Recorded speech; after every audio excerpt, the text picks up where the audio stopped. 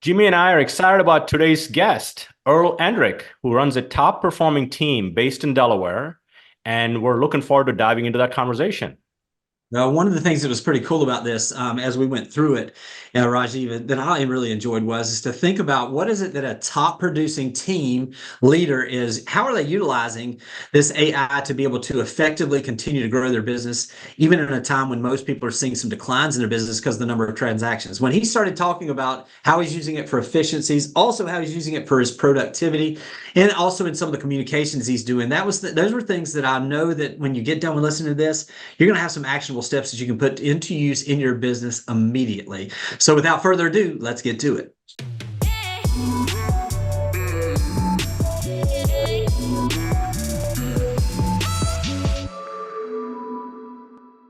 Welcome to another episode of Real Estate AI Flash, where we bring select speakers and topics that demystify AI to help you, the real estate professional, to grow more your business with AI. And today is our inaugural guest on this podcast. So I'm so excited to have Earl Endrick here from serving Delaware and southeastern Pennsylvania.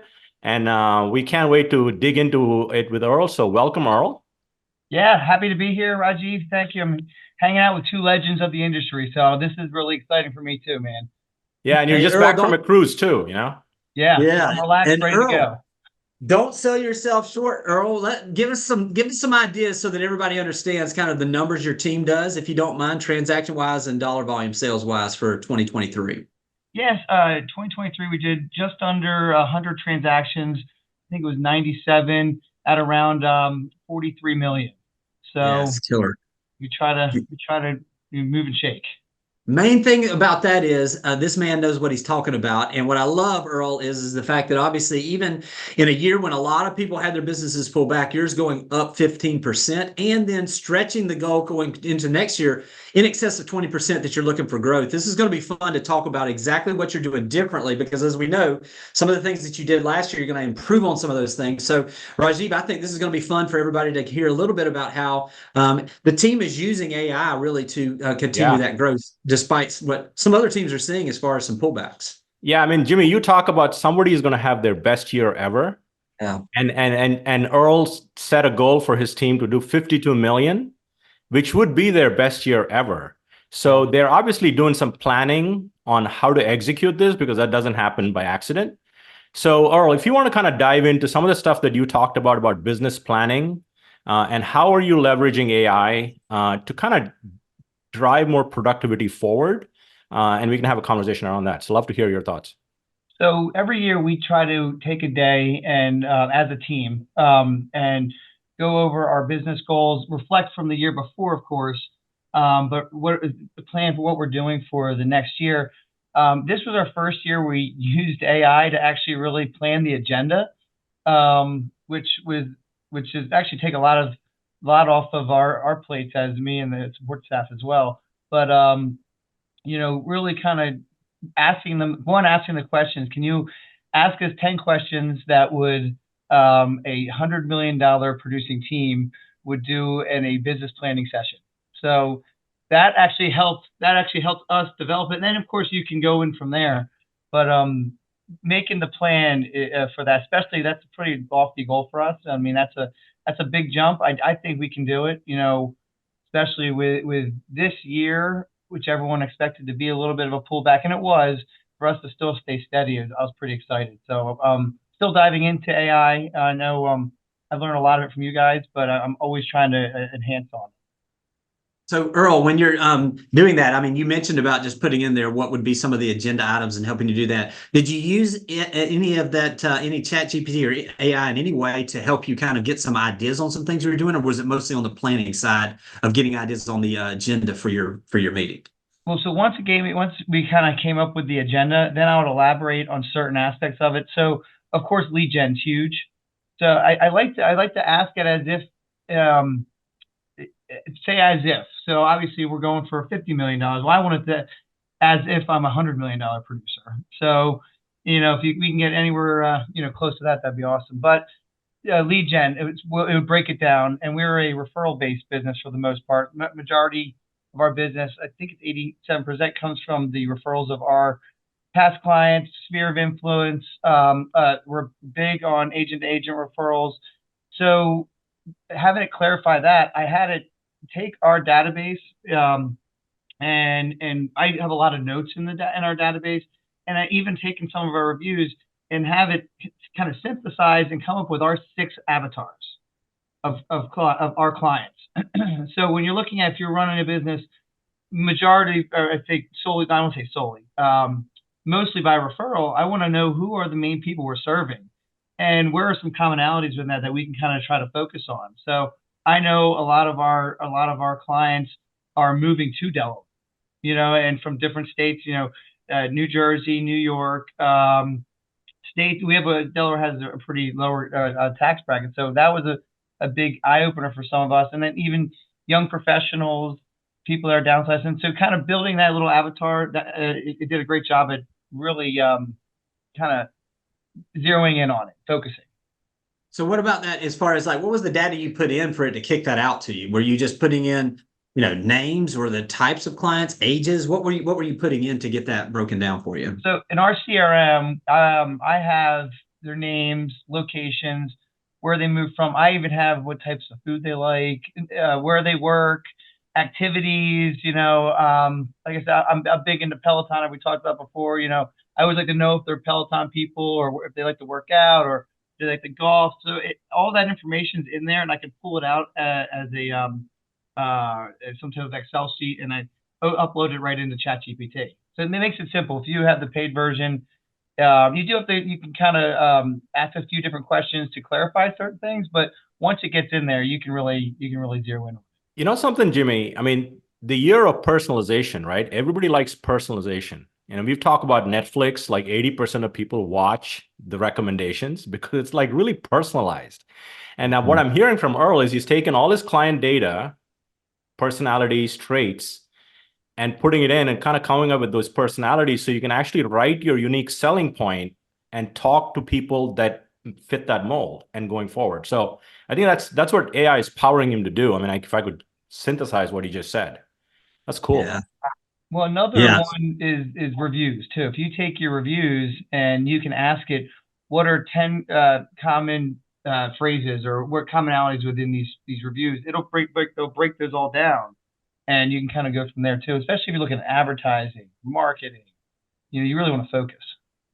Yeah, so good, Earl. Hey, Earl, obviously with the amount of communication you're doing with that many transactions, are you using it to help you create some efficiencies in your communication at all, or with the team communication, any of those areas as well?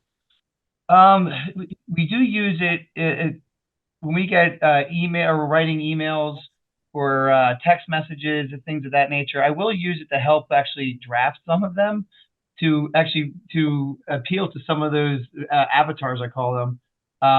So that actually helps. On top of that one tactic, your tool, you kind of can layer it in with the way you speak to certain people.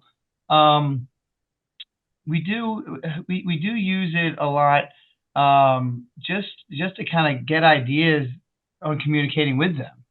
We do a lot of events, follow up, pop-bys, notes, things like that. So getting ideas from that for them, that even just to keep our touch points in there, we try to at least touch, maybe 2 or 3 times a month if possible. So it kind of gives us ideas on that. So Jimmy, you don't know this, but Earl hosts an amazing client appreciation party that I need to make it to one of those parties one of these days. What does this look like, Earl? His most recent one was driven a little bit by AI for ideas, is what I'm hearing a little bit here. Well, and we try to, and then once we have the idea, then we try to elaborate on some fun things with it. Our next one is going to be, I think, the 17th of February. I don't have it in front of me, but it's a casino night. So, really? And it's, AI actually gave us some of the ideas on bringing in some vendors to support some of the prizes. We usually have some door prizes, but usually it supports the vendors, and our clients can come and have fun. They're not bringing any money, and we can, call it a Endrick bucks. So they get $1,000 of Endrick dollars, and they can gamble away and have fun. So if you're like me, Jimmy, if you suck at gambling, go to Endrick gambling night. You're not gonna lose any money, but have a good time. Oh yeah, hey, you might walk away with like a Yeti or something. There you go. Yeah. Yes, yeah, with some false confidence too, about possibly. Listen, Earl, one of the things that's great about this is obviously talking about some of the things that maybe you're excited about. Listen, spending the time that I've gotten to spend with you, I can just tell, obviously, your business doesn't grow unless you're excited about it and you're really passionate about it. What are you excited about in the coming year? Anything in particular, AI or otherwise, as far as what you're looking forward to this year? I mean, I'm excited for our team. I'm excited for our growth. I mean, there's 7 of us on the team, and we're coming into this year really pumped. I mean, I hate to look at it this way, but it is, there are going to probably be less transactions as a whole, and I look at that as our opportunity to gain some market share. So we're the ones that we grow with relationships, and we really try to build strong bonds with our clients, and we found that gives them confidence to refer their friends and family to us. I usually let everyone know when we first meet. I say we want to do such a good job for you that you just can't wait to tell all of your friends, family, coworkers, just random people at Starbucks all about us. So that's kind of our plan, and that way they have our business in their hands. So we're just excited to kind of keep growing. Yeah, and Jimmy, Earl's 87% is not something to shake a stick at. Referral, I mean, his business coming from that, right? I mean, that's It's that's huge. incredible. The other one that I really, Earl, I don't know if you remember at convention last year or sometime you shared with me that you get what percentage of that comes from agents outside the market that you've actually met at conventions and events you go to, like 20 some percent, I think. So last year, I think it was 21% That is, from Yeah. conferences and events. Yeah. it's awesome. Earl, how do you stay in touch with those people to generate that many referrals? I mean, you make the initial. I mean, I think a lot of people meet people at convention, but how do you stay in touch with them or stay memorable with them? So this past year, I traveled to a lot of them, and some of them were similar conventions with similar people through whether it's the Buffini Network, Berkshire Hathaway, or Tom Ferry or something of that nature. I'm not going to do as much. Last year, I did 15 events. That was definitely staying in touch with people, but we're just started this actually relatively recently, where we have a nice postcard come out, just kind of a little gently reminder of our location, maybe some email with some information, kind of similar Jimmy, how you do it. And I'm really going to get into video. That's a big thing. I think we were talking before. That's one of my goals for 2024 is to master, well, maybe not master, but get better at some of the video and social media.